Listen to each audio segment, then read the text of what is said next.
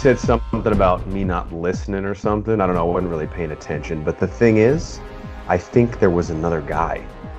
Welcome in to the Bro 4 Squad podcast, where we're just a bunch of bros drinking beer and talking movies. This is episode 145. I'm the mayor, Jeff Hornacek. Thank you guys so much for checking us out. Before we get into the movie discussion, we have to go around and meet the fellow bros, and we start in the lab with the mad scientist, Brian Banner.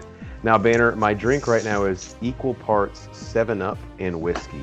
So by your scientific calculations, will it taste good? Give me just a second. Typey, carried the 1.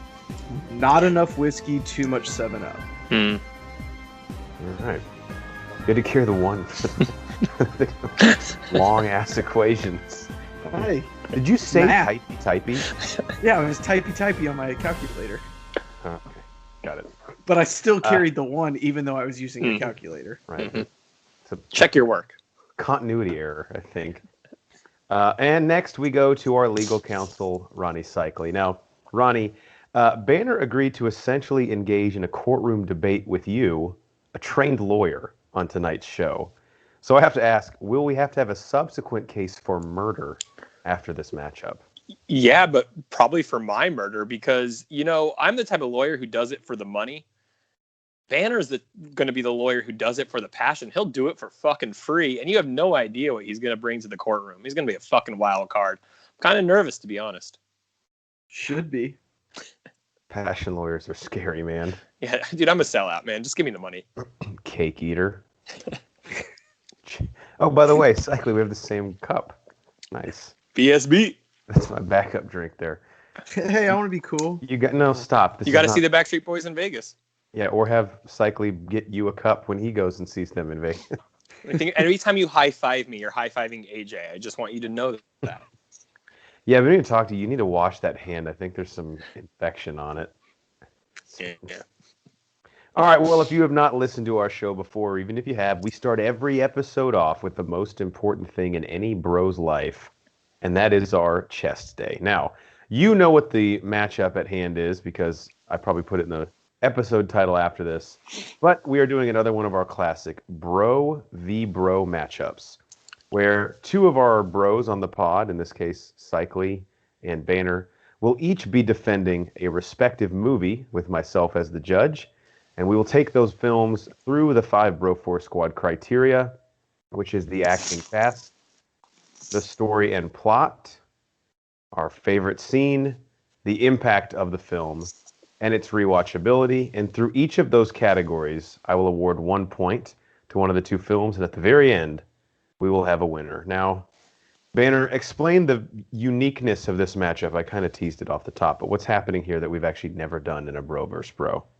This is a blind on blind on blind Bro v. Bro. I only know the movie that I picked. I have no idea what movie Cycli is going to be defending. And Jeff has no idea what either movie is going to be. So we could literally have Pulp Fiction versus Frozen. How did you know the matchup? Okay, well, spoiler. This might be the last time we ever do a blind, depending on how this goes. I don't remember which episode, but I was telling Cycli this earlier. The weirdest one we've ever done, I think, was Point Break versus a Goofy movie. Yeah. Banner had to judge that one somehow. It was not easy. All right, so let's just get things started. We've buried the lead enough. Cycli, what is the film you will be defending tonight? I really want to know his first. I'm going to do the 1996 Tim Burton classic, Mars Attacks. All right. Mars Attacks. I Yeah. got to ask, and I'll ask Banner the same thing. How did you stumble on Mars Attacks? Because I literally just said pick any movie, as long as you've seen it. As someone who just was thinking too much about what Banner was going to do, I had a feeling it was going to come out of left field. So I wanted to be prepared for something equally as ridiculous. And I came out of right field, and I thought of Mars Attacks as something that would be fun, to talk about because I think that's a pretty divisive movie. I think people either love it or hate it. So I think it'd be fun to talk about that one. Very good choice. We actually have not talked about that much on this show at all. Maybe like one protein shake, if ever. So I'm glad it's going to get its day in the sun. All right, so Banner, who in the green corner will you be representing up against Mars Attacks in the Bro v Bro tonight? So, this is a movie that we all know I'm pretty high on, okay? And Bro v Bro, traditionally, the judge, whichever one they pick, has to go and watch that movie. Traditionally. Not going to hold you to it, but, you know, when I win, you're going to need to watch this movie. This is the only conceivable way that I can see you ever actually watching this movie. So, this is Abraham Lincoln, Vampire Hunter. Oh my God. I'm glad I went with Mars Attacks. This is actually a pretty good matchup. I was going to say, these. It's not like anyone picked like Cinderella Man. You know what? And if I lose, I'm going to just say I tanked on purpose just so Jeff has to watch this. Because I have also watched Abraham Lincoln, Vampire Hunter. It's great, right? I was very drunk. I can't tell you.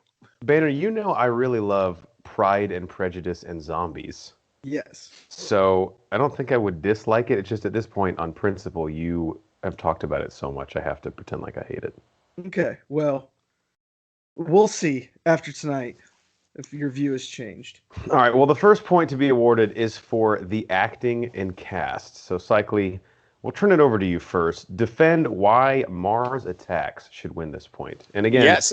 The methodology here, you can either just talk about your film, slander the other film, or a combination of both. I can't tell you who one person in Abraham Lincoln Vampire Hunter is, so I'm not going to be able to slander this portion of that.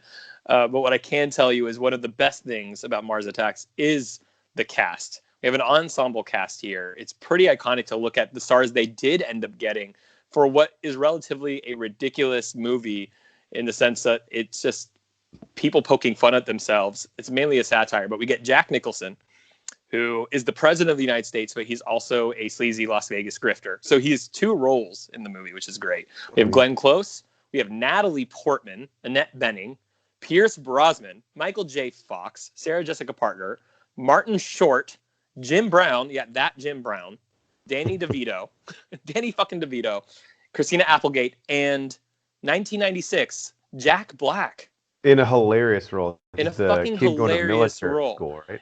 And what's beautiful about exactly. It's so unlike what Jack Black we know, right? Like he is such a gun-toting, Southern American ready to join the army and fight. But what's fantastic about this cast is these people joined this movie in only order to make fun of themselves and have fun on something that they know wasn't going to win Oscars. It wasn't going to break box office records. It was to have fun. And I mean, Jack Nicholson being two characters tells you enough about it. Jack Nicholson had worked with Tim Burton on the original Batman movie, of course, which is where they made this connection. Because I don't think Jack Black would have ever done anything like this without that connection. Jack Nicholson or Jack Black? Jack Nicholson, I'm sorry. And sorry, too many Jacks. And so basically, but the fun part about it is all these characters did this movie knowing they were going to get absolutely destroyed. All of them are killed in just the most ridiculous, incredible ways. And all the sophisticated, smart characters are absolutely buffoons. And all the dumb characters in the movie are the heroes. And I cannot tell you. And the best part about it is Tom Jones, who I didn't mention earlier, is the savior of humanity, which is just beautiful in itself. So it's just an unbelievable cast. Not sure how they got all of these people to be in this kind of movie, but that's one of the best things about Mars Attacks. Correct me if I'm wrong, but Tom Jones plays himself, right? Yes, Tom Jones does play himself. Okay. As does Jim Brown, I think. I can't remember that one. I believe so. I just remember Jim Brown in Vegas. In like that ridiculous outfit. Yeah, he's a boxer.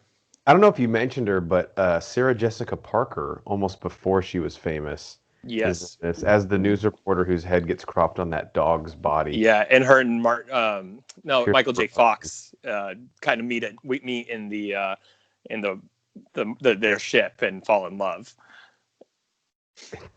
It's absolutely awesome. I remember as a kid being at Blockbuster and just seeing all the names on it and asking my mom to rent it, and then getting home and being like, "This is not what I thought this was going to be." Well, I thought as a kid it was basically going to be Independence Day.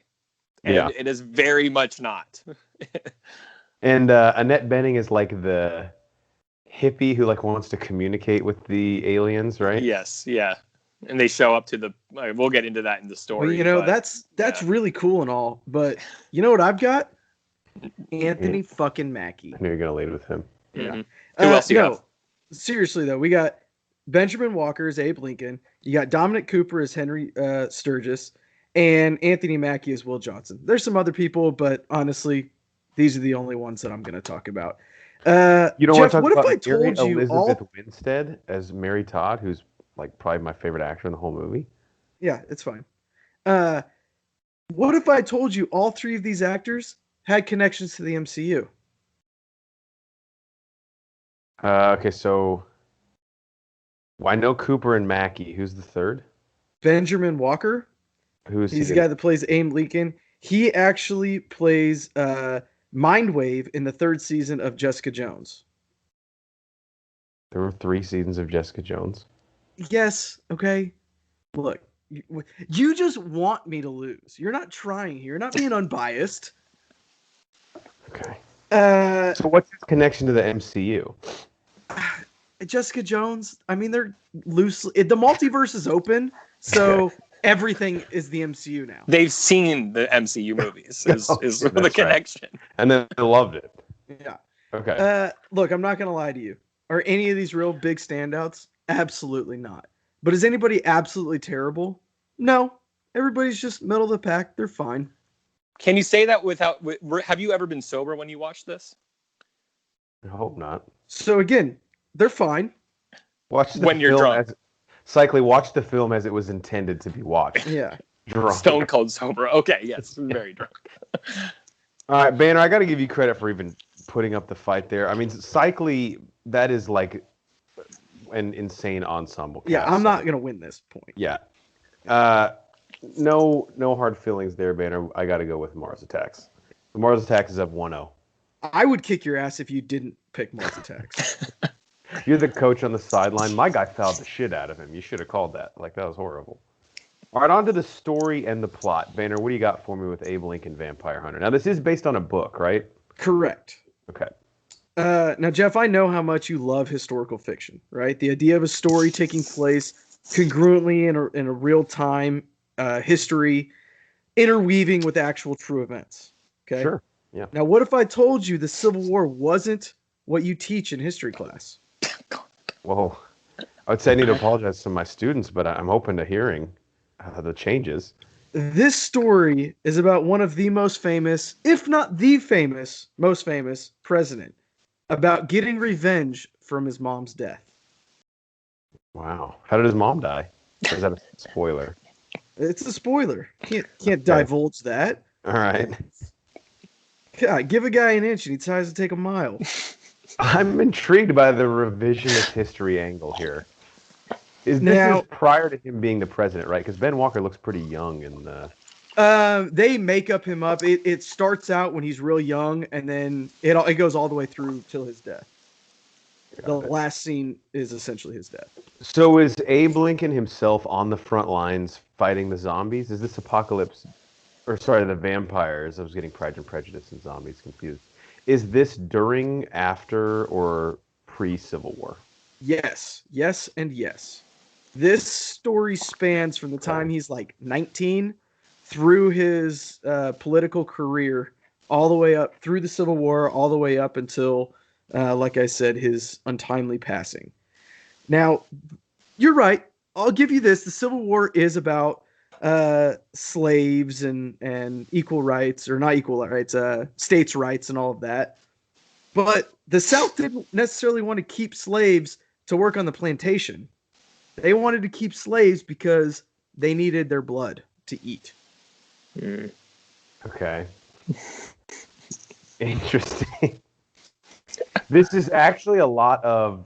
It's very similar to what Pride and Prejudice and Zombies did with people's... Well, I won't spoil it too much of that movie, but it had a lot to do with the Punic Wars in Europe. So, yeah. Sort of in the same vein. Similar. Big revenge story here, though. I do kind of like that angle. All right, Cycly. can you beat that for story and Uh, plot? I don't know if I can, but I think they're very similar in terms of very realistic things that happen in American history. And with Mars Attacks, we have we all remember the mid '90s when aliens were always attacking us, and so you have a very simple concept: the army of invaders from Mars comes to Earth to conquer us, and how are we going to defeat them, or are we going to want to work with them? Are they here in peace? Or do they want to fight like Will Smith's Independence Day? And obviously throughout the film we find out no, they're not here for peace.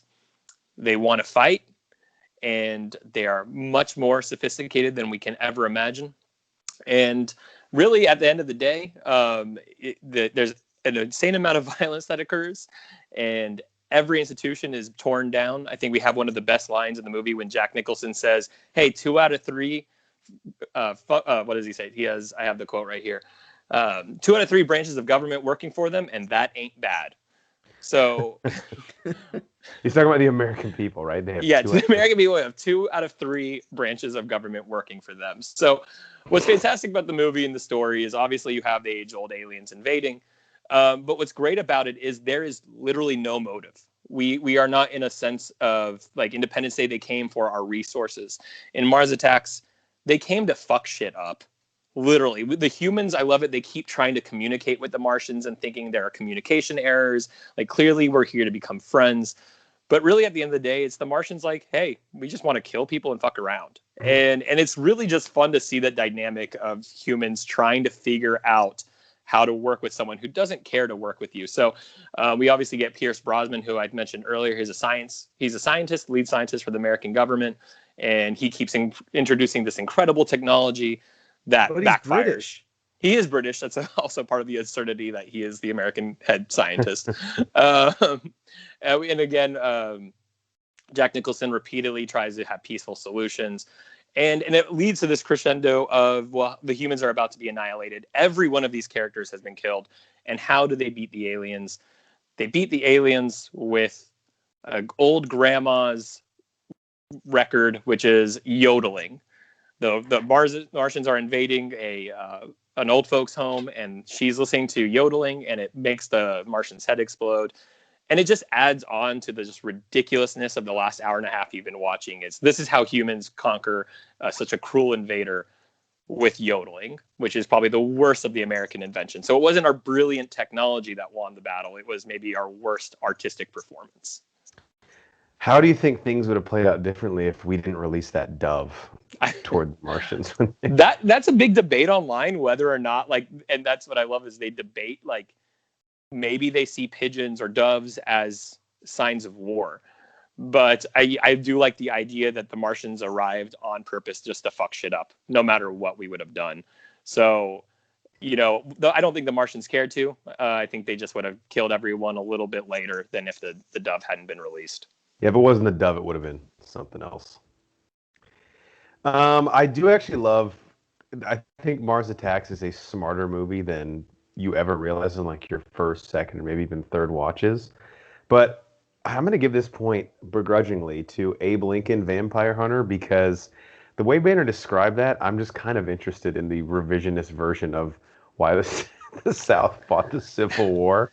And it seems like it's sort of in jest to the people that claimed it was for states' rights or something else, because it was actually just for harvesting an entire population of vampires. Yeah. See, this is where the passion versus the money issue comes into hand. You saw the real love that Banner has for Abraham Lincoln, Vampire Hunter. That's true. He leaves his heart on the field. He's going to die out here. All right, I'm excited to see how this one plays out. So your favorite scene, or what you perceive as the best scene from the movie? Cycly, I will let you go first with Mars Attacks. And there's a plethora to choose from. There are a lot, and this was actually hard too, but I think it's pretty, at the end of the day, you have to go with, they believe now that communication has fixed the issue between humans and Martians. They have now spoken with them and said the word peace, and the Martians reach out their hands and give them a handshake, and they're invited to speak at Congress. And it's a beautiful display of Earth and Mars coming together. And as the Martian begins to speak in front of the entire Congress, they begin to just literally slaughter everybody. And it's amazing because who doesn't hate our politicians at the end of the day? And we also get another great line in the movie where the old lady. Oh, that's a good point, actually. I don't know that some of them hate each other or themselves, but the old lady who's watching it at the nursing home goes laughing, "They blew up Congress." And I really feel like a lot of people understand that lady's enjoyment out of watching that scene. So at the end of the day, that's pretty iconic. That's equivalent to Independence Day's blowing up the White House, but in just a more comic way. And it's just another way that shows that America's institutions were not the reason that we were able to beat the aliens, whereas in Independence Day, it was American institutions that were the reasons we beat the aliens. And I remember from that scene, like the aliens' guns just literally turn people into a straight up skeleton, right? It's yeah, like absolutely into dust. Melt their like skin and bones and muscular tissue. It's Marvin Home Alone 2 when he's getting electrocuted. I'm sure that was the inspiration for it. Tim Burton was like, God, I love that concept. How do I get that in a movie? All right, Banner, can you beat Congress being turned into skeletal structures? Oh, I'm going to try. Now, Jeff, I know you're a huge fan of the shotgun axe that Mac uses in Agents of S.H.I.E.L.D. Go on.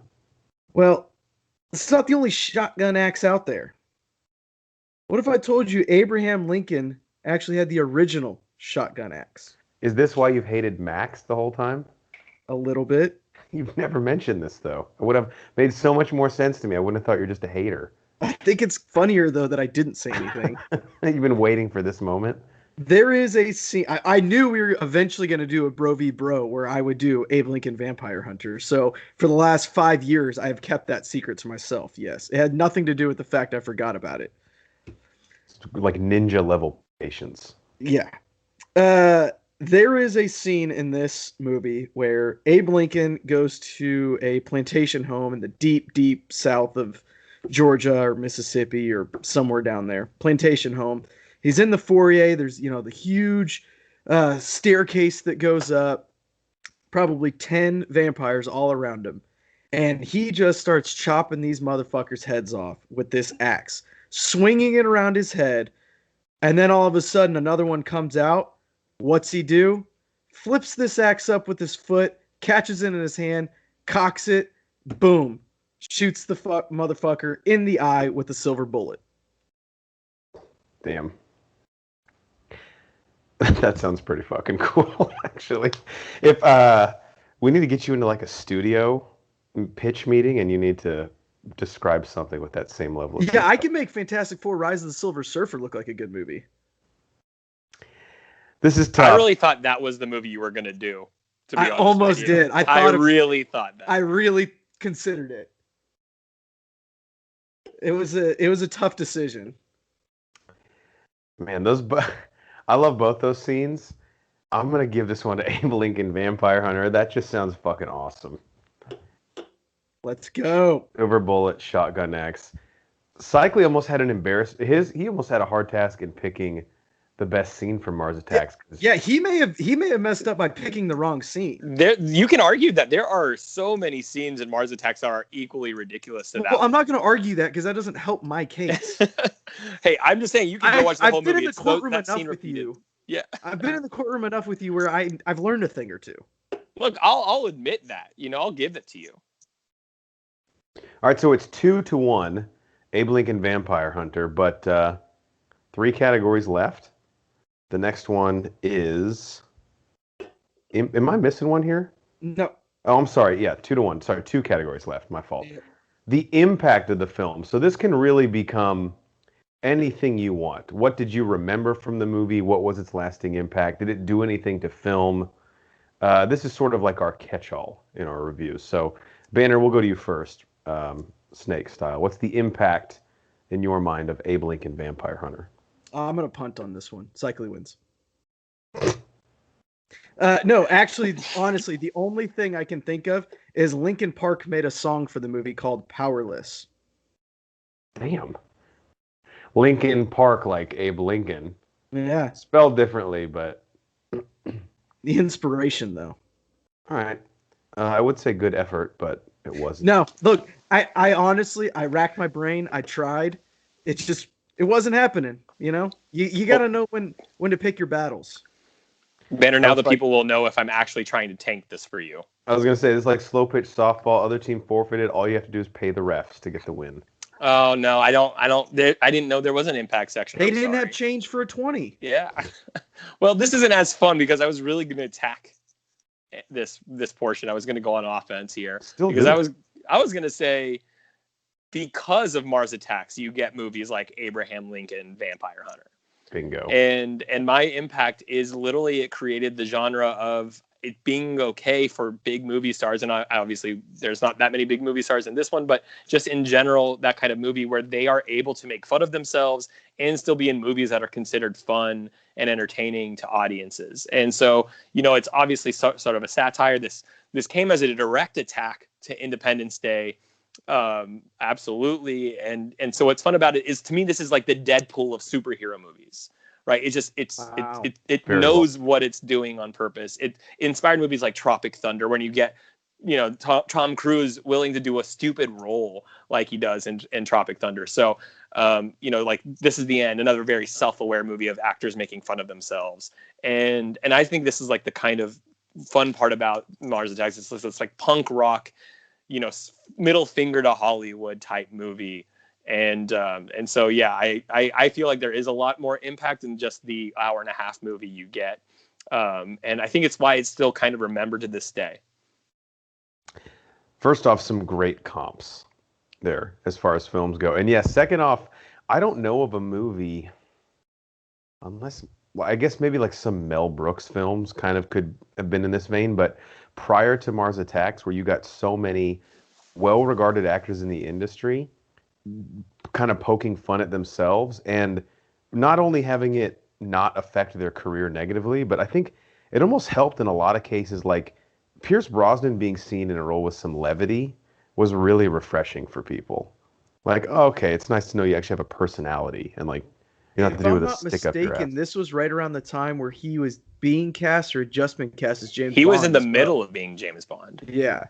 which So, was that's what's incredible. Yeah. to be able to play such a drastic difference in characters in a insanely just off the wall concept of a movie like this is huge. I read a Collider article about Mars Attacks, and they literally called it an anti-blockbuster film, which is, which I thought was a great description for it. But the fact that, like, when you think anti-blockbuster, you are getting B-rate movie stars or something of that nature. But it really was something that I still don't think has been replicated that much. I think things have been, but whether you enjoy this movie or not, it is something that you can recognize in the impact. And it's not something that is just a layup of a concept. I mean, look at all the spoof films, like the scary movies and stuff that are just utter atrocities. And movie 43, which we've talked about. I thought about movie 43 when I was doing this, about how much of a horrible joke that is. Yeah, movie 43 is Mars Attacks if not done correctly, because that one has, I think, actors trying to do the same thing, although some of them, and Cycly, you've talked about this before, how they were sort of... They were duped. Right, duped into doing the film, but still actors doing role. I mean, Hugh Jackman has a fucking nutsack on his chin in that movie, and obviously he's an Academy Award nominated actor. I don't know if he won for Les Mis or Prisoners, but he's nominated and he's a great actor. And I think Mars Attacks movies show that there is merit and value, and audiences in a lot of ways respect actors who don't take their craft so seriously that they're not willing to poke fun at themselves in this way. Like, I can't see Joaquin Phoenix ever doing a Mars Attacks. Really? I would you imagine watch that if he did. Can you imagine Joaquin Phoenix, Jared Leto, and Christian Bale in a Mars Attacks like movie? Yeah, you just that's like the Three Stooges of anti-meta, I think. And Daniel Day-Lewis comes on as a supporting role. Like, yeah, I'm in for this movie. And they would all be like, but how do I method act myself? Who am I? I don't know. They're like, you know what? Hey, Elon, you got to take us to Mars. Yeah, that's the only way. It's the only way it's going to happen. All right, tied up at 2-2. Re-watchability for the final point. And although I try not to factor this into it, I think this metric is important to point out here, because typically the length of a film is inherently part of how rewatchable is it. Well, I've been on IMDb as we've been doing this matchup. The runtime for Mars Attacks is 1 hour and 46 minutes, and the runtime for Abe Lincoln Vampire Hunter is 1 hour 45 minutes. So, suck lu- it. luckily there we have a level playing field, because if Abe Lincoln clocked in here at 2:12 or some shit, you'd be in trouble, Banner. But an hour 45, all right. It's easy breezy, lemon peasy. Cycle will go to you first. Why is Mars Attacks more rewatchable than Abe Lincoln Vampire Hunter? Yeah, it's pretty easy because I've watched Abraham Lincoln Vampire Hunter and I've never felt the need to watch it again. So, But not you saying I said didn't you were enjoy drunk it. when you saw it, so it doesn't count. Right, exactly. I enjoyed the moment. I enjoyed the time I shared, that hour or the hour 45 minutes I shared with Vampire Hunter. And you know what? Maybe I'll get drunk and watch it again. Who doesn't make a mistake when they're drinking every so often? If But drunk watches don't count, we wouldn't have a pod. that's Right? absolutely true. But Okay. I can tell Got you me at on the that. end of the day, Mars Attacks is an immensely more rewatchable film because of everything that comes with it, because you are getting a cast that still to this day are all A actors. You know, you're still like being able to watch Natalie Portman, Jack Black, and Jack Nicholson, and all these characters do what they do. Jack Black is exactly an A. Okay, a B plus for him. I mean, he's still a thing. Like, you don't have to like Jack Black. He's one of those, like, you can like him or not, but he's still fun. Anyway, that's a different debate we can have. But at the end of the day, you're watching a movie that takes place in something that's been done by Hollywood many times, but literally just makes fun of itself and has a good time with it. And you're watching some of your favorite actors just get blown to smithereens, get to be absolute idiots. And so, again, get drunk for both of these movies. But I think this, at the end of the day, is just more rewatchable just because you know the characters, you know the actors, and you know the story. And I will say with Mars Attacks, Ben, I'll be interested to hear your point for Abe Lincoln Vampire Hunter on this, but the pacing is great. Like you said, they don't care about giving you motive or exposition for why any of this is happening. They know what you want to see, and they're ready to get. I think the aliens land in the first 15 minutes of the movie on Earth, something like that. And things just, it's not a slow burn from Yeah, it is literally all like there's nothing that happens in the movie that is pointless. It just goes in and continues till the end of the movie. All right, Banner, why is Abe Lincoln Vampire Hunter more rewatchable than Mars Attacks? Because surprisingly, it's a good bad movie. It's not just a good movie, as Cycly is trying to convince you Mars Attacks is. It's a good bad movie. Can I say not once have I said Mars Attacks is a good movie? I for the record, I will have the court reporter read back the language I've used. Just gonna state that. Gonna go back to my silence. Who's transcribing? Please make that edit. Yeah, intern. Oh wait, we don't have one. Oh shit. Look, is this a great movie? By all means, no, not at all. But it's entertaining. It's got action every step of the way. You've got vampires, a couple jump scares, which I know you're a fan of.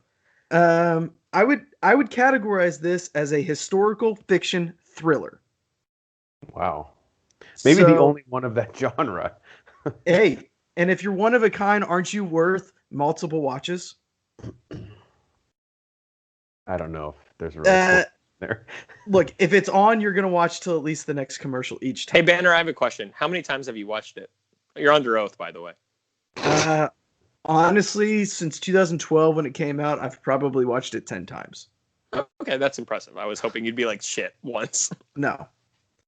If you have a I've friend watched like it Brian, embarrassingly a lot.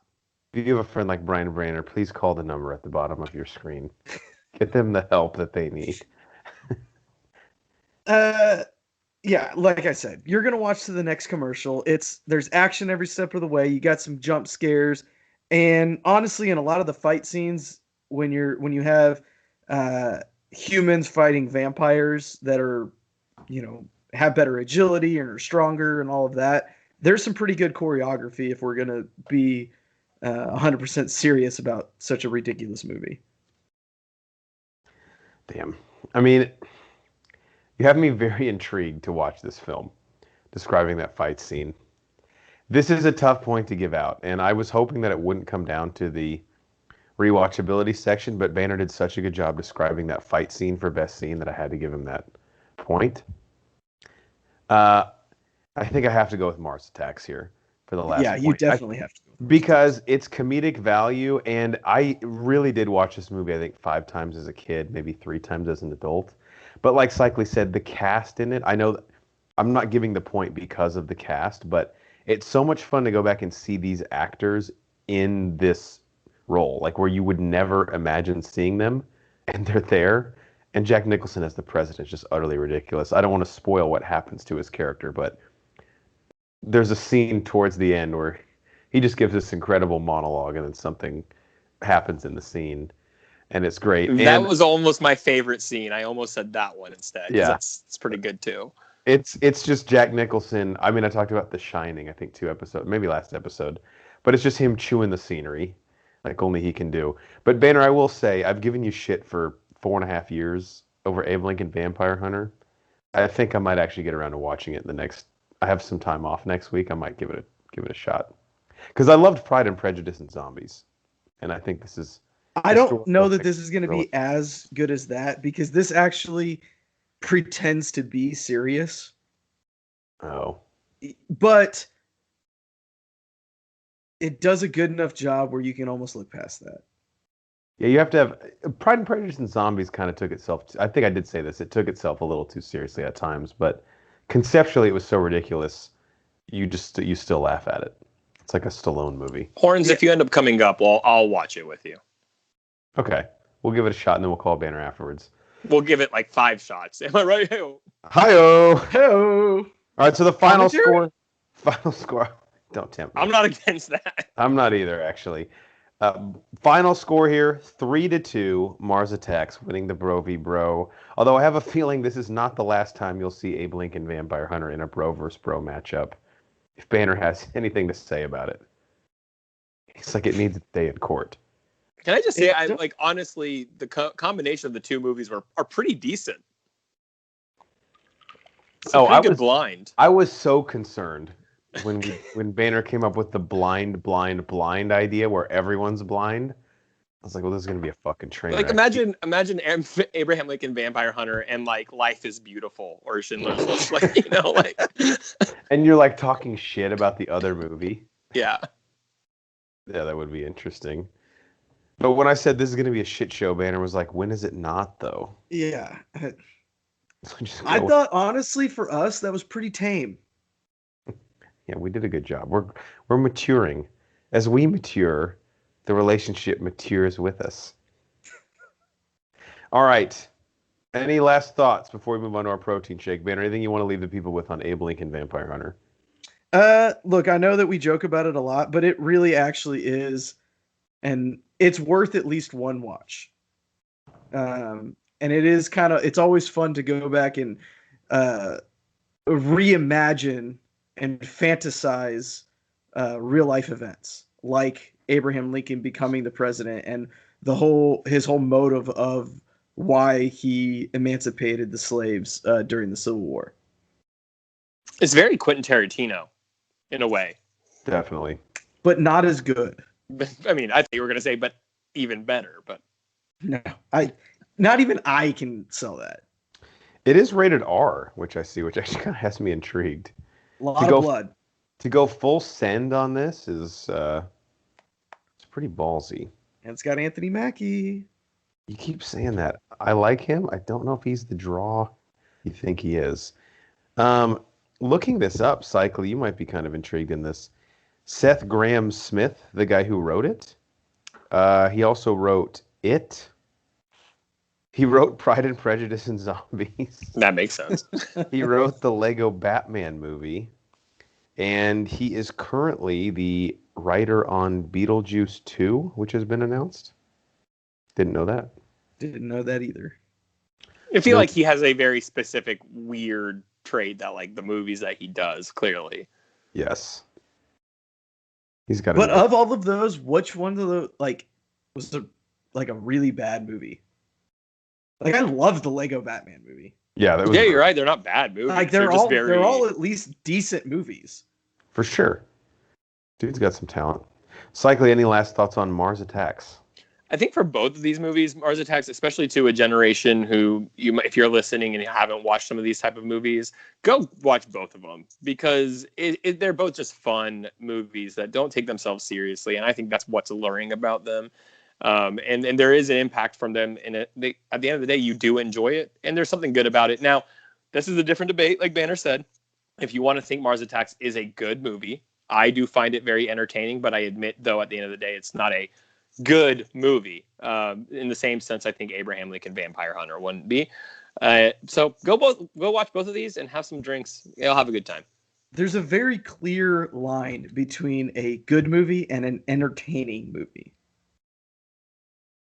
Yes. There are a lot more entertaining movies out there than there are good movies. And our pod exists. I mean, every once in a while we'll get into some auteur films, but we really live for the entertaining movies. That's why I go to the movies. I don't want to go to the movies, and I want to go to the movies to have fun and be entertained and see some super unrealistic bullshit. I think the most angry I've ever seen Cycly in my life is when The Artist won Best Picture. Actually, he was really pissed off. Well, and then were you with?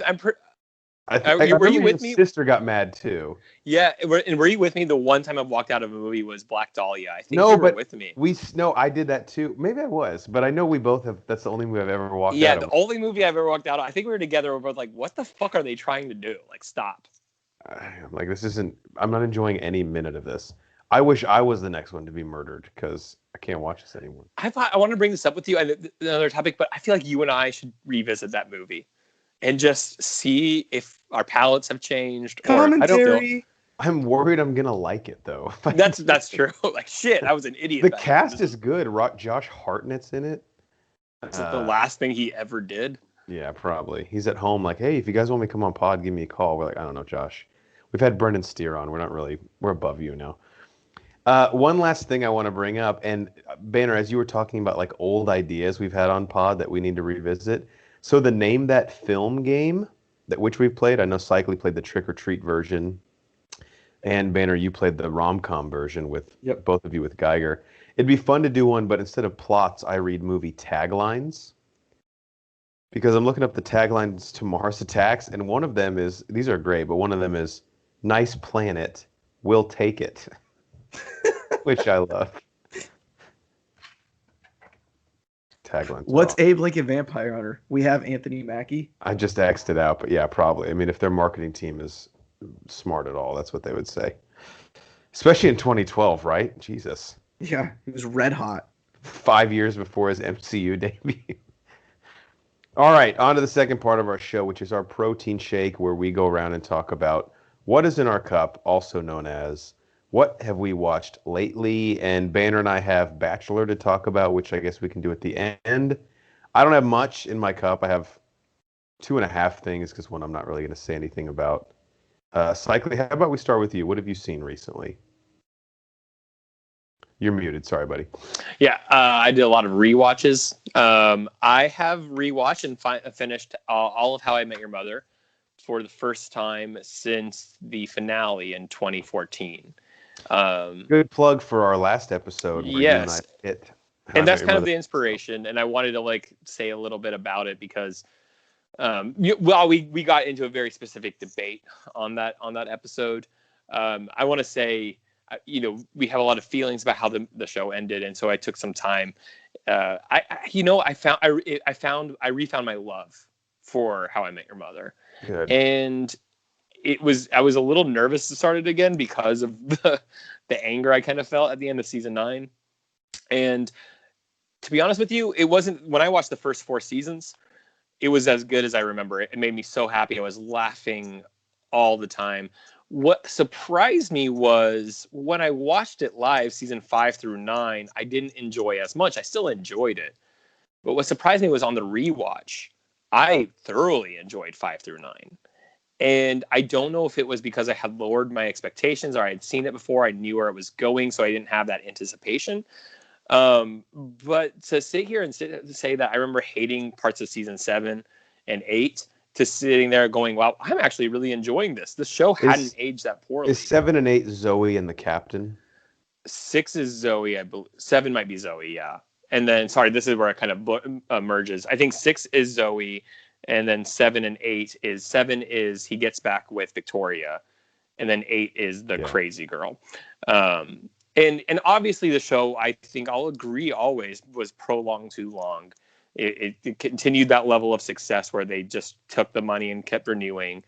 To the fact that in season 9, I still enjoyed the episodes. My wife would come in and get really angry, and she's like, "Oh, I hated what they did. I hated what they did." And then she would leave. And I have to tell you, I still feel the same way I did. I still am upset that, we had a whole season that focused on Barney and Robin's wedding, and then they divorced within 2 minutes of the finale. I still hate what they did to Barney's character. They showed all this growth, and he immediately retracts back to who he was. Yeah. As Marshall would call it, revertigo. Reverting, of course. But at the end of the day, I will die on this hill as much as it angers people. I understand why they ended it with Ted getting with Robin. Because if you take the whole show on the surface, that's what it was about. The show starts with him meeting Robin. It's about how he was never into her, always into her, and couldn't get over her and couldn't commit to serious relationships. So his daughter at the end saying, "This makes no sense. Mom was hardly in the story. This was all about Aunt Robin." Mm-hmm. As much as it angers people, I buy it.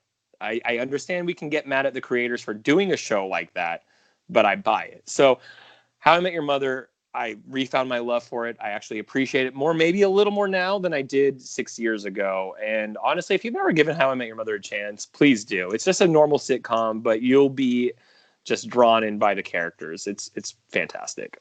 How I Met Your Mother was a show right before the final season came out is when I started watching it.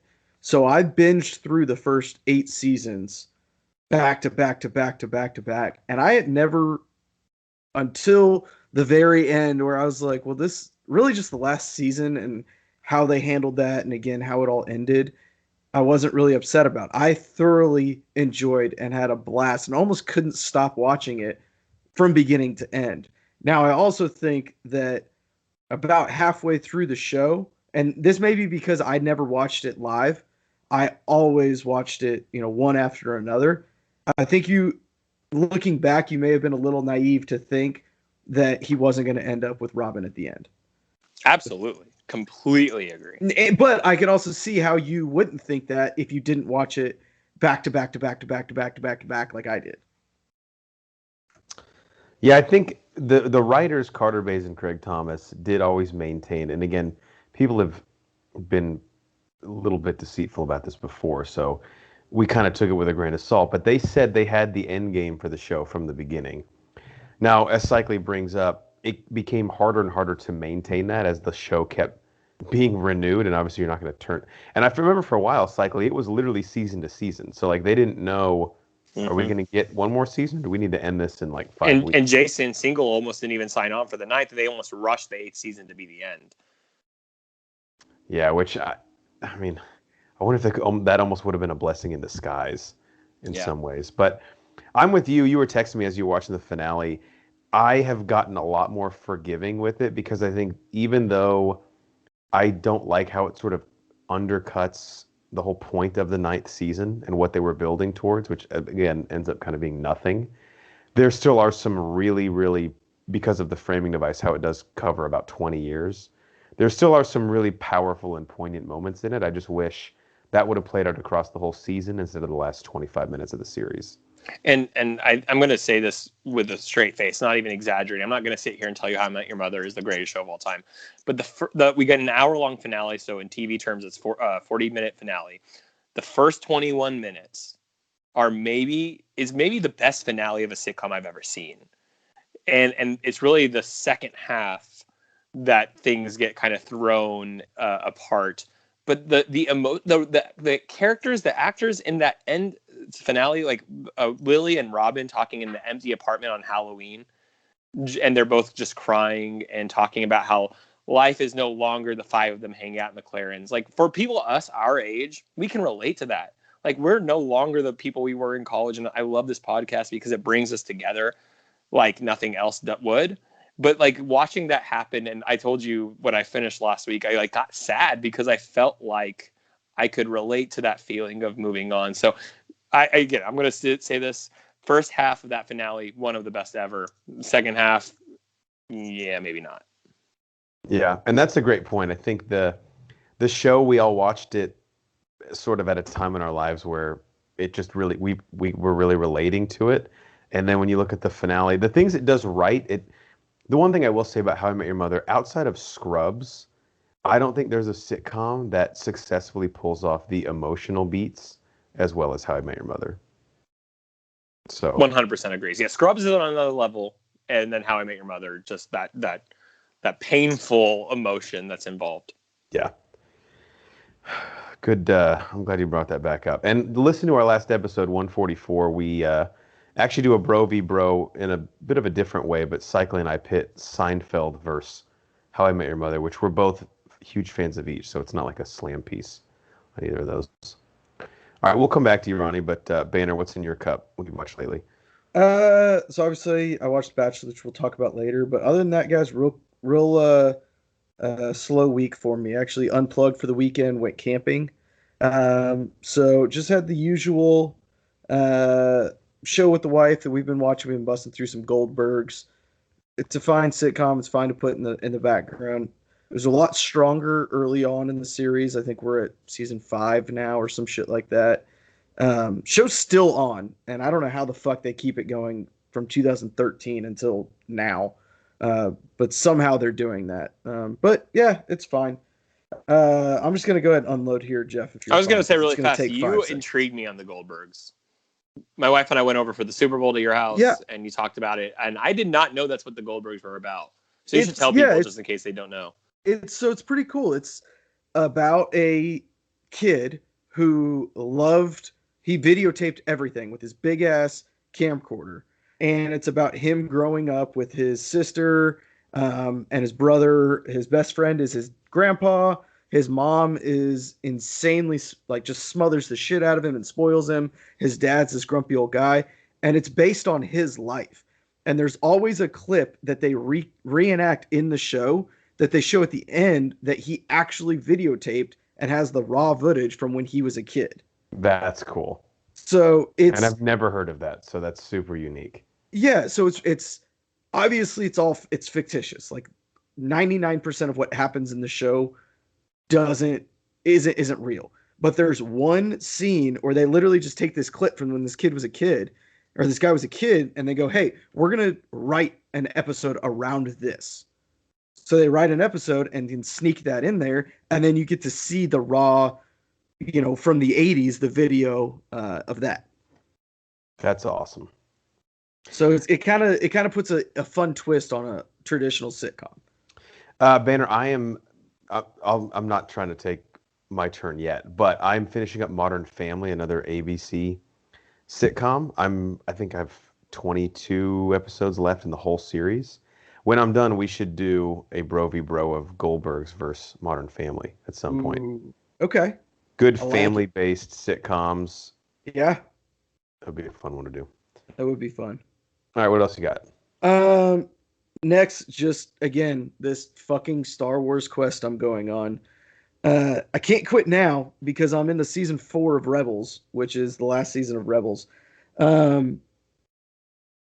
It's a fine show. It's not as good as Clone Wars, but it also doesn't hold the weight in the greater Star Wars universe that the Clone Wars holds. The Clone Wars shows us all of Anakin's turn to the dark side, and it helps you understand, which I know everybody says, well, I should have to watch 7 seasons of a show to understand this. 100% agree. Doesn't mean it's not good. It is a great story, Clone Wars is. Rebels, they are starting from scratch. It is after the fall of the Empire about how the rebellion comes together. That is a much harder story to tell, especially when you're telling it on Disney XD to a bunch of fucking kids. I think I've asked you this before, and I always forget the answer because I need to watch both. Which one, Rebels or Clone Wars, is better? Clone Wars. Not even close to a contest. Okay, good enough. Clone Wars really, really dives into, especially in the middle and later seasons, really dives into the psyche of Anakin and his relationship with Padme, and how you really start to see his jealousy of Obi-Wan. There is a lot of meat there. If you watch Clone War, or if you watch, I would suggest if you're going to watch Clone Wars, I would watch Attack of the Clones, then Revenge of the Sith, then watch.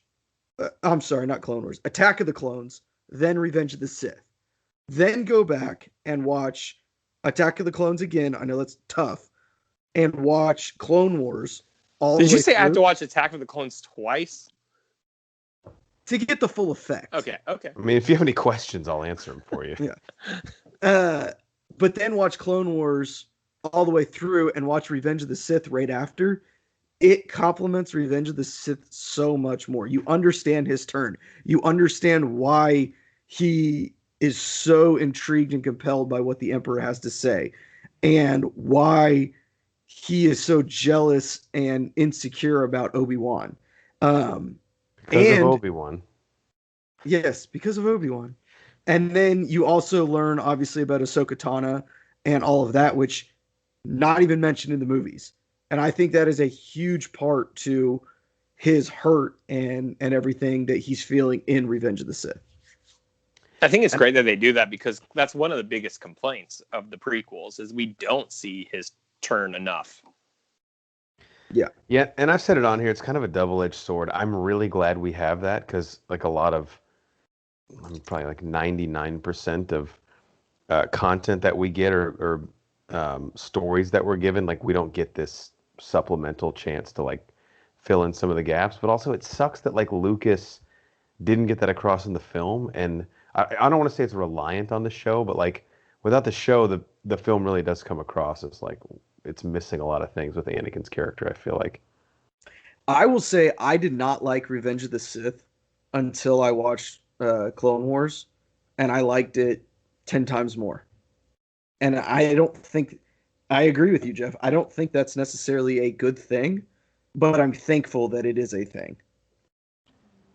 I will have to get into it at some point. I've seen the Clone Wars movie, and I think I might have watched the pilot after that. I'll rewatch it anyway. But with Ahsoka Tano getting her own series and obviously being in The Mandalorian, I kind of have a newfound desire to go back and watch the show, because she's a character that really interests me because of her role with the Jedi and actually kind of calling them out on a lot of their bullshit, which we've done a lot on this podcast. It's very cool to see play out on screen. Nice. You got anything else?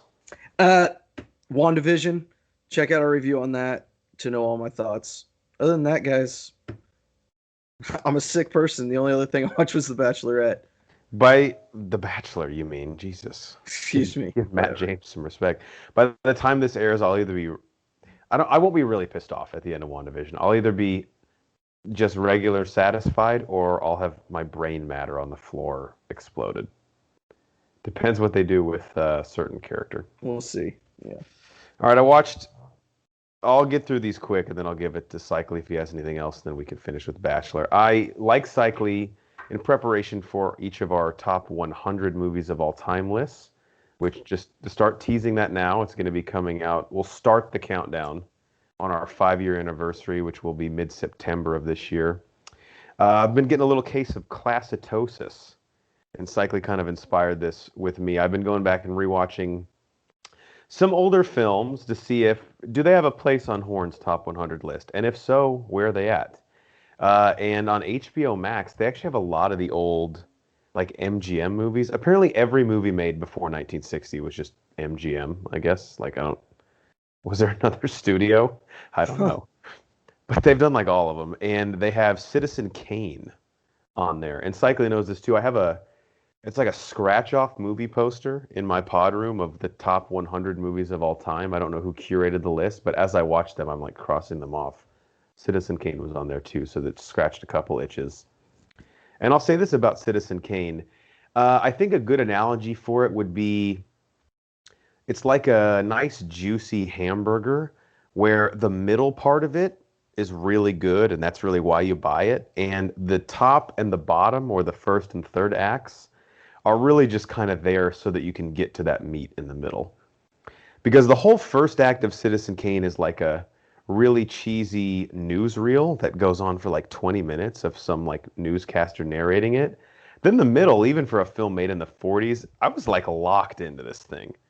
Really cool dialogue, fun characters. There's a couple set pieces that are really interesting, and I was fucking locked in. Then the third act, I mean, my God, this thing gets fucking boring. And look, society has ruined the twist at the end for me, but even in the movie, like the context of seeing it for the first time, they build this thing up so much to where you're like, there's no way you'll stick the landing as much as you've been fucking talking about it. It's like the dude at the college party who's like, bro, I can throw a football fucking 80 yards.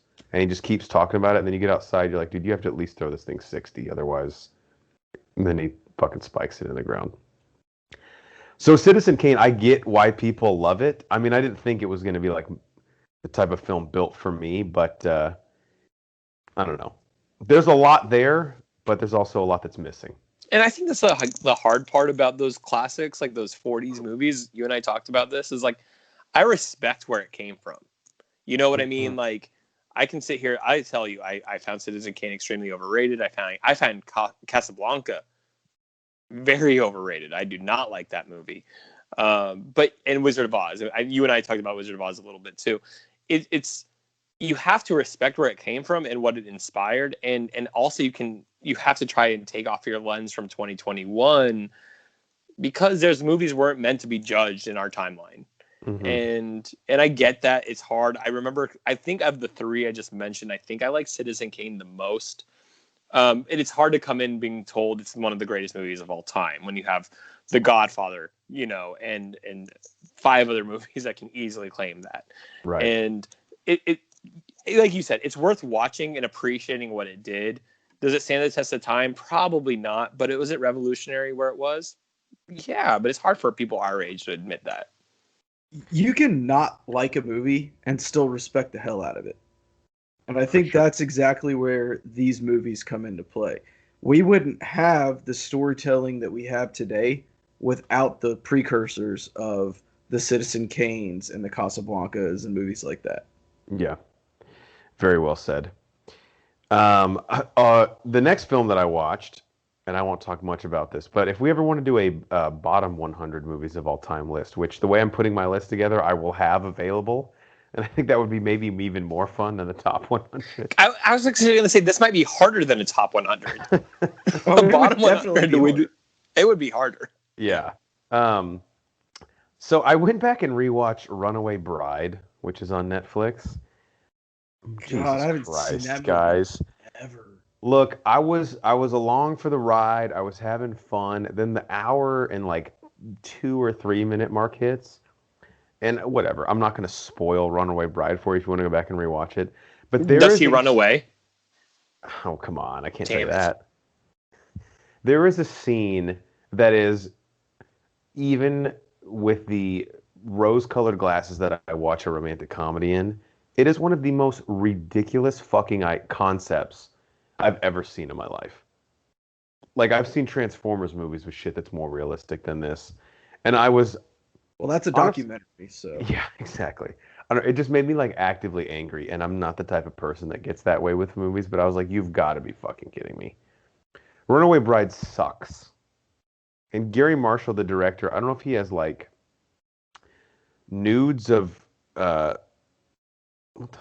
Julia Roberts or what, but they've worked together 7 times. He's done like Valentine's Day and New Year's Eve and this and Pretty Woman and like a bunch of her films. So he's good at writing bad romantic comedies? I mean, Pretty Woman, that is going to be next on my rewatch list. Like, it's well revered and I actually think holds up pretty well if I can remember the last time I saw it. But this thing, it's like... I'm getting angry talking about it. Look, a 190 batting average still isn't good. I mean, look, Mark Reynolds struck out 500 times in a season, but still hit 45 bombs. Yeah, but so picture Mark Reynolds, but no offense, Cycly, but with the power of like So Taguchi. Oh, how dare you bring in the GOAT into this conversation? My favorite player of all time. Cycly used to love to walk up behind people at parties. Yeah, and go, so Taguchi? Like, what? He's the fourth outfielder for the Cardinals. Okay, what? We should bring him on the pod. Yes, with his translator, hopefully. Yes. You think he likes movies? So Taguchi. That's how he rates everything. It depends on how long the so is. You know it's a good one if he's like, so Taguchi. Yes, absolutely. That's true. The shorter the so, the better the movie. Yeah. That's how I live my life. So Runaway Bride would be so Taguchi? Or it would be so Taguchi. So Taguchi, dude. So I think I'm only gonna rate movies now based on so Taguchi. Please don't. This is a new thing. There are people at home that don't know, which is probably 99% of people don't know who So Taguchi is, and they're like, "What?" And I skipped ahead 30 seconds, and they're still doing the fucking So Taguchi. And I feel bad for them too because they're gonna like Google and be like, "Well, how the fuck do I know who this guy is?" And they're like, "Oh, it's a bench player in the early odds." I will even admit though, he really did look like a fan who they called out of the stands to come down and hold a bat and stand in the batter's box. But what was great about him, he was everyone's bench player. Like he played on everyone's team essentially. I think he like touched so many MLB. Anyway, I did not. How many times did you draft him early in fantasy baseball? There's a reason I got kicked out of Major League Baseball fantasy with you guys. # worth it. Last thing I watched before Bachelor, I'll then cycle anything you had, I'll let you say. Fate of the Furious, the 8th Fast and Furious.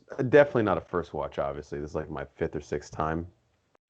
2 things I'll say about this. This was on FX, of course. Number 1, I love these movies, but they are even pushing it with that scene at the end in Russia on the frozen lake with the submarine. God.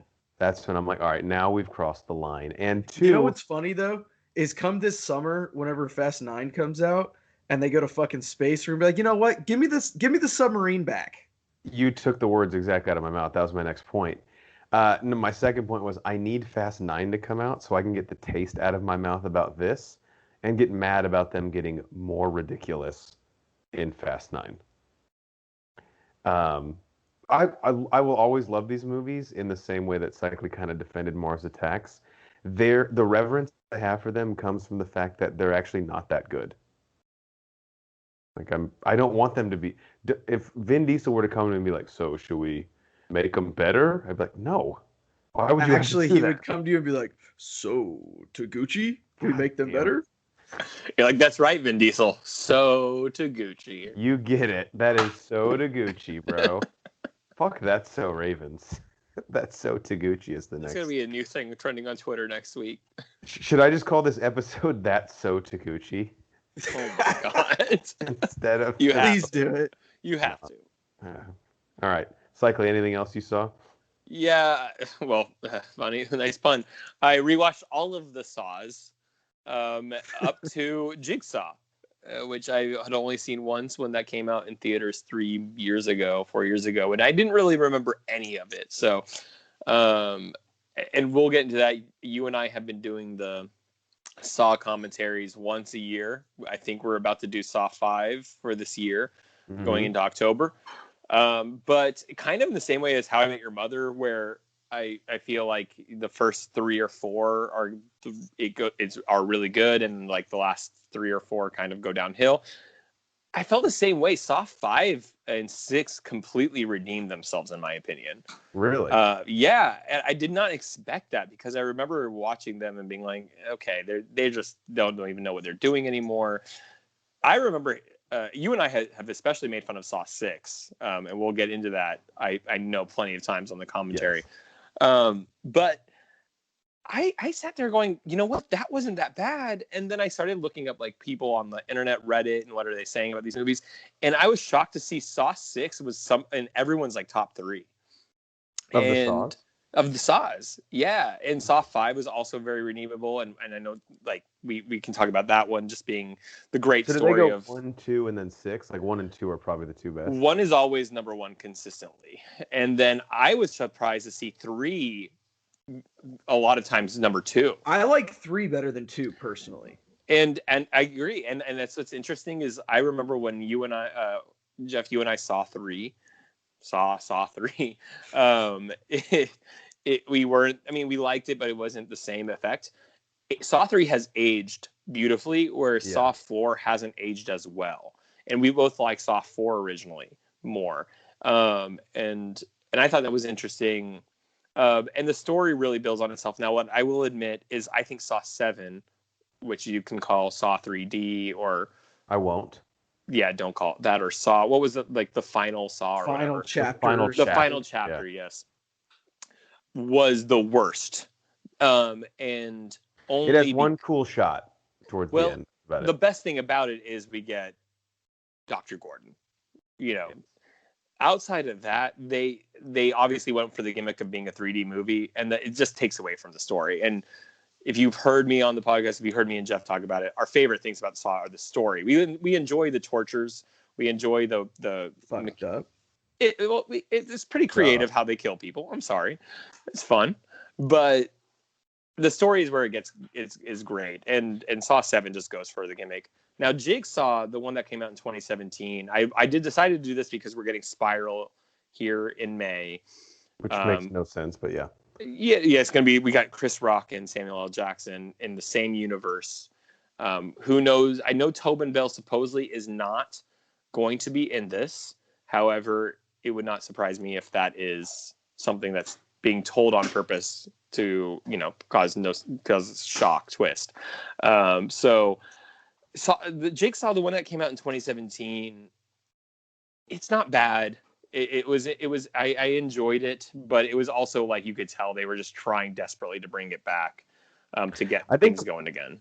The problem is when there's that big of a gap, you keep hearing from the creative minds that say like, we waited 5-6 years, but this was the script that we said we have to come back. And then you watch the movie and you're like, in a vacuum, sure, this is a fine film, but like, what about this made you say, let's bring back out Billy the Puppet and we need to do this again? Do you remember much of Jigsaw? I'm surprised. I don't know if you've seen it other than the time we saw it. I remember the final set piece and sort of the quote unquote twist that they have, which we just said nothing about this seems like some revelation, right? Like you could have just done this at any point in the series and it would have been exactly the same. You actually had, and I don't want to spoil this because I still think this would be good for Spiral. Do you remember your idea for a twist with one of the characters connecting to the first Saw? You remind me, but I kind of remember talking about this, but I might have been drunk. All right, so you wanted the spoilers, skip ahead 30 seconds if you haven't seen Jigsaw and you want to see it. The woman who's the forensic examiner who's obsessed with Jigsaw, you want her to be Dr. Gordon's daughter in the first one. Yeah, I remember this now. Yeah. Would have been fucking awesome. Yeah. And actually, what's funny about you saying that? While I was watching Jigsaw last night, I was thinking she's someone's relative. And she's not. Nobody. But she's not. She's not at all. Yeah, completely. But anyway, that's the long and short of it. Always love the Saw movies. I'm glad I rewatched Saw 5 and 6, especially before our commentary. Completely redeemed themselves. I really enjoyed those two. I like Saw 5, so I'm looking forward to that one. Banner, you'll have to jump back on. I know you did Saw 2 with us, right? I think so. I think I've done one of them with you. Saw 2 is the one where they're trapped in the house? Yeah. And you've got like the Albert Pujols light that cuts the thing out of his neck. Yeah. Exactly. I like it. We're making a lot of St. Louis Cardinal early on days references on this podcast. Even without Geiger on the show, all the Cardinals references. All right. I look forward to doing that. We'll do that soon, the commentary. Anything else cycling? I mean, I did. I don't know if I've ever talked about it on the podcast, but the sitcom Community, and I won't spend too long on that. What I will say about Community is better as you get into it. It is very much tries to be a normal sitcom for the first season, and once they stop trying to be a normal sitcom and start becoming this like satire or homage show, it's at its best. And the best episode is one where they do Law and Order. There's a ton of them like that, but it's interesting when you go rewatch Community because they try to be a legit sitcom and they just said, you know what, fuck it. And it ended up being better for it. I think Community has one of the best before they all got famous casts of like any show ever. Absolutely. Donald Glover and Alison Brie alone. Yep. On that. And the Russo brothers, who did Captain America: Winter Soldier, Civil War, Infinity War, and Endgame, got their first directorial job on Community, which is cool. All right, Banner, it's time for it. The Bachelor, season 25. What are we on? Episode. I kind of wrote it at the top of my notes here. 10. Episode maybe? 9. Yeah. 9. The Women Tell All. So we have 2 episodes left after this, right? He does fantasy suites and then he makes a decision. I believe so. Yes. All right. So Women Tell All. Banner, what jumped out to you at first? This is the episode. If you're not familiar at home, even if you don't watch The Bachelor, I think this will be fun to listen to. Maybe more fun if you don't watch the show. Basically, all the women kicked off the show. Banner, correct me if I'm wrong, but they basically just come back to bitch about Matt before we see what happens to the final 3 chicks, right? More or less, yeah. But they're super two-faced about it. It was pissing me off at how much they were like. So during the show, there's a lot of drama, obviously. Crazy fucking nutbag chicks being crazy ass fucking nutbag chicks, all living together. Obviously, they're yelling at each other. I hate you. Starts pretty nasty rumors. And then all of a sudden they watch it back and they're like, oh, well, yeah, I didn't mean that. But as they start talking, yeah, you fucking did. Then the second Matt comes out, oh, man, you just made me a better person for this. And I learned so much. Like, get the fuck out of here. Yeah. Okay? You are who you are. Just fucking own it. The problem with this is like we have footage of all this stuff. Yeah. It's not like, but Banner, I do want to point out one thing, and of course I'm saying this in jest, but am I? So the big hot button topic, or at least what they led with, was Brittany, the rumor that had been started by Hannah that Brittany was an escort in real life. Yes. And Banner, let me just say this, and Cycly's a lawyer, so he will appreciate this attention to detail. Brittany gets upset several times, reasonably, at everyone for making these claims.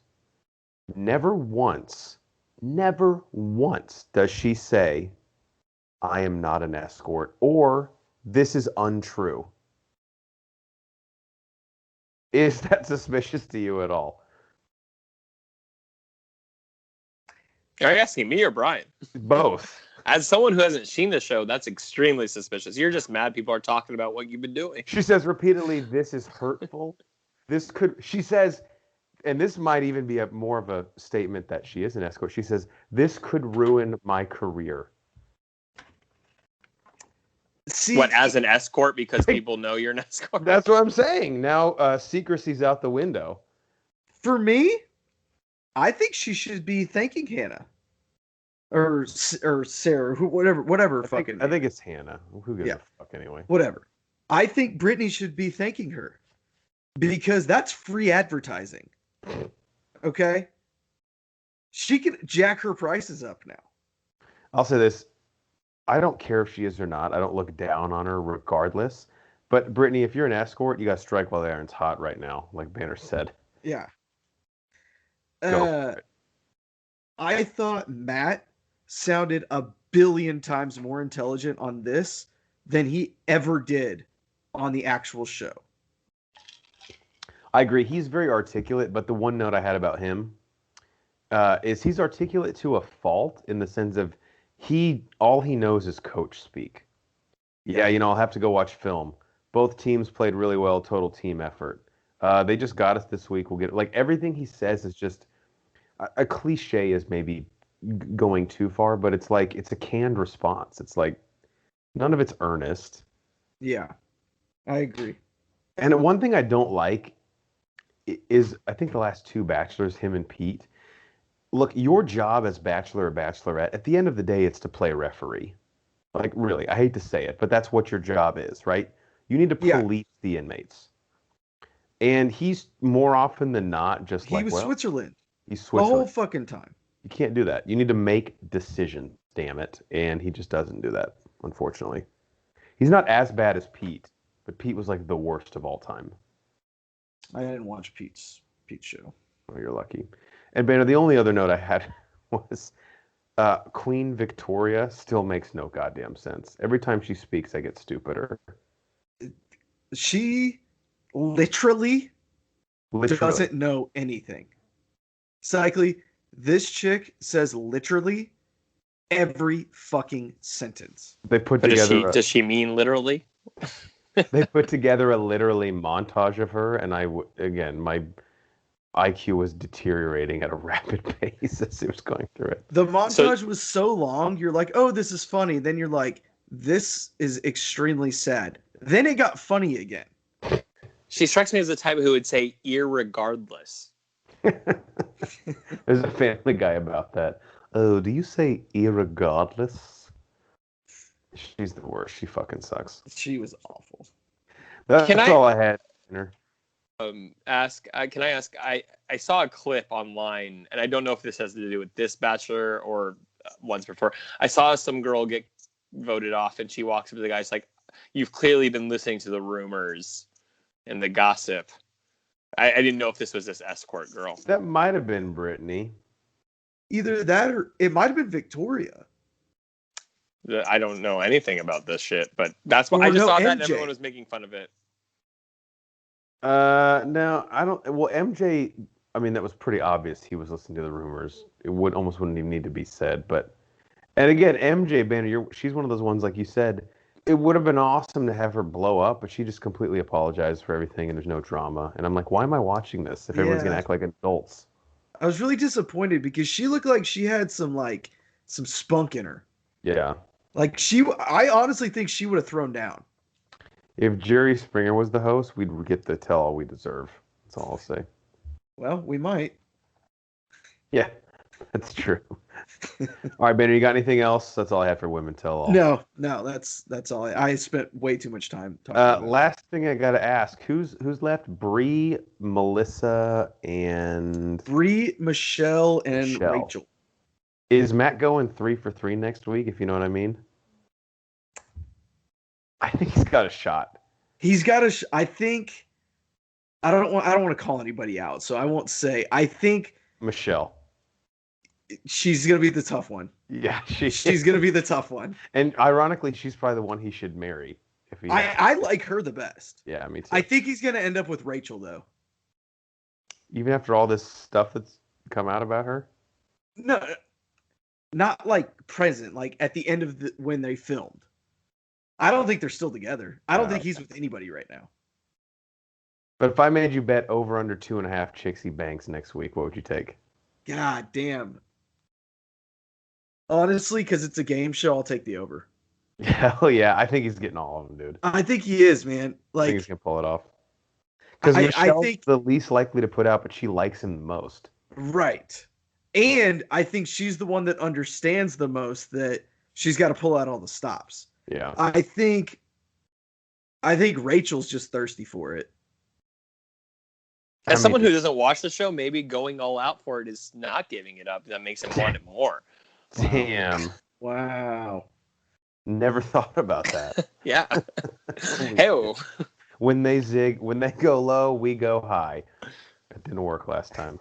There's a How I Met Your Mother where Jennifer Lopez keeps saying no and makes, Barney want her even more. That's what I thought of. I forgot Jennifer Lopez was on that show. All right. What is that? You weren't here last week, Banner. The transition was really boring and mundane. Was it tough? It was tough. I was like, there's no... You know what's funny? Over the years, I've tried to sound more and more like a parrot. And I don't know why. I was thinking Velociraptor, but that's cool too. They're more like a... Okay. That brings us to the last part of our show, which is our Do You Even Lift Bruh segment, where we ask a question, answer it, and then leave it with you guys to chime in. Our question tonight: biopics are all the rage, but we rarely delve into actual historical figures and give them the proper treatment. So, my fellow bros, and then myself at the end, if you could pick any historical figure or figures and do them right on the big screen, who would it be? And if you have a fan cast in mind, I'd love to hear it, but definitely not a necessity. Cycly, let's go to you first. Any historical figures that need to be done correctly on the big screen that we either haven't seen, or if we have, it doesn't really count? Yeah, I think I have two in mind, and I'm actually really shocked that we haven't gotten at least one of them. So I'll start with the one that I'm not that shocked we haven't gotten, but it's Christopher Columbus. And I'm not too surprised that we haven't gotten a biopic on him because I think he is a very divisive character, person in life. Because as kids, especially the generation we grew up in, he was taught to be the discoverer of America. And then when you actually, study history for 5 seconds, he never touched America. He like hit the Caribbean, and there's obviously genocide and things like that. But as someone who loves history, he can be an evil figure, however you want to look at him, and still be able to tell a story. And the reason why I thought about him was, I kind of love that idea of people who were just the Native Americans or the Native Caribbean, whatever you want to call them, who saw something that they never would have seen before. And seeing these ships and weapons come in, like we were talking about Mars attacks, obviously as a joke, but can you imagine like being a human being and seeing this kind of thing come on to your island or your land? And we got a lot of it with Apocalypto. Mel Gibson's Apocalypto was about Mayan culture, and we got the Spanish Inquisition coming in, the conquistadors coming in. And I remember one of my favorite parts of that movie is the Mayan is running away from his captors, and he literally hits the beach and he sees this ship with little canoes coming towards him. And him and the captors who are trying to kill him all stop in their tracks and are just in shock of what they're seeing. He, at that point, retracts and runs away.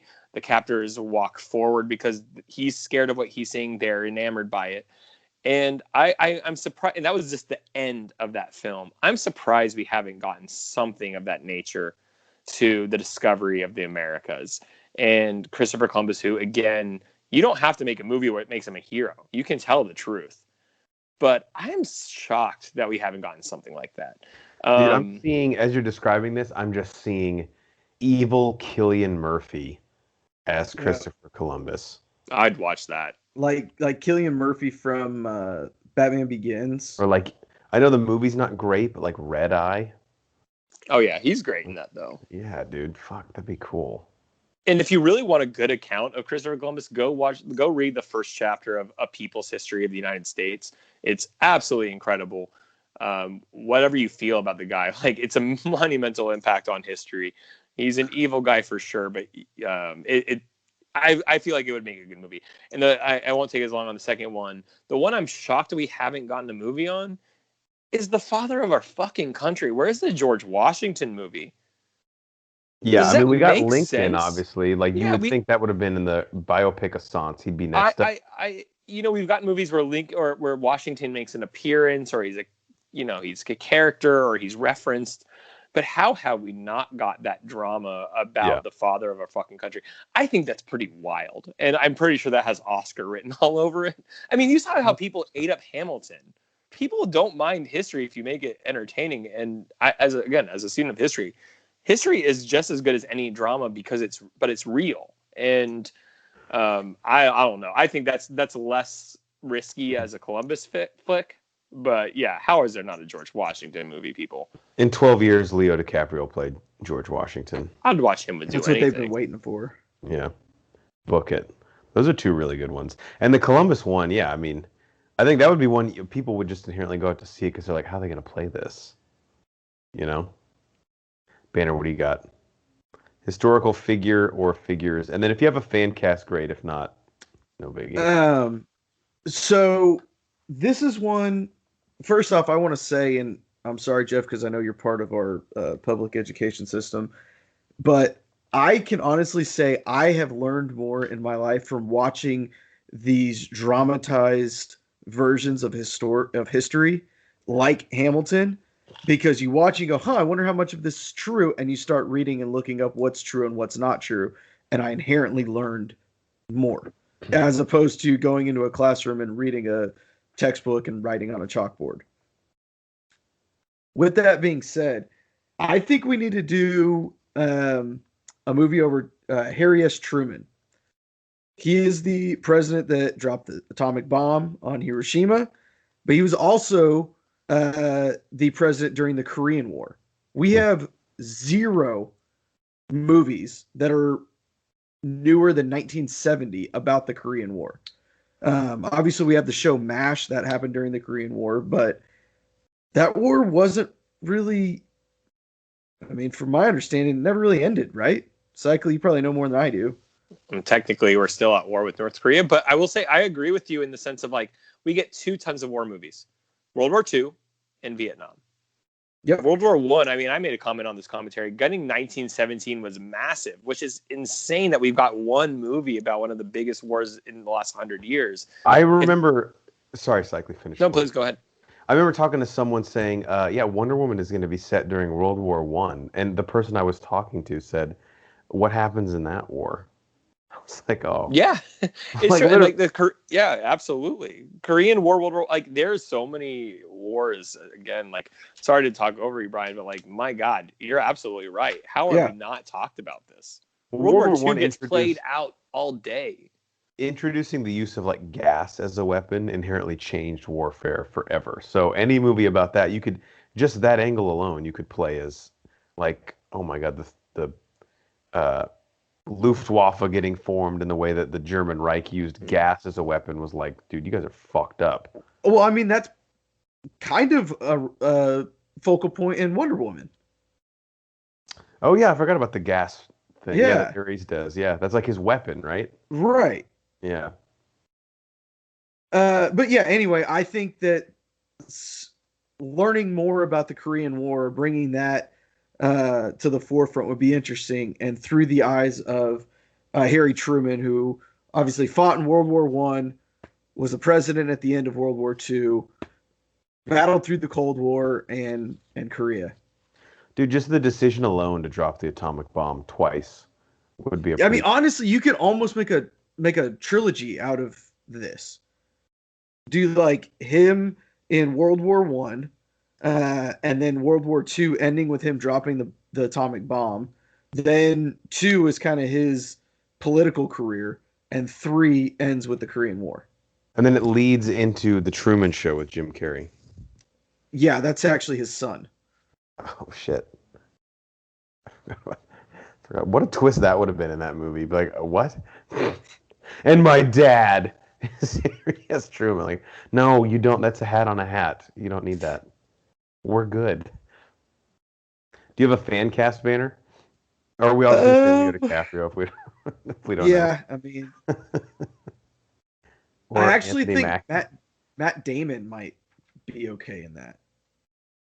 Yeah, don't let Geiger hear you say that, but yeah. I know. Who's a good Southern? Because didn't Harry Truman have a little? Maybe? Yeah, McConaughey could be, because he had a little bit of Southern to him, right? Yeah, I think he's from Missouri. McConaughey can pull the drawl back. He doesn't like to, but if the director asks him to, he will. Yeah. I don't know if McConaughey is the right. Is Jeff like Bridges build. too old? Maybe. He's not to be the right build, but he could lose a little bit of weight for this role. Jeff Bridges or McConaughey? Bridges. We know McConaughey can lose a lot of weight. McConaughey needs to put on some weight for this. He's like waiting for someone to ask him. Yeah, I'll starve myself to death. No, you don't have to do that for this.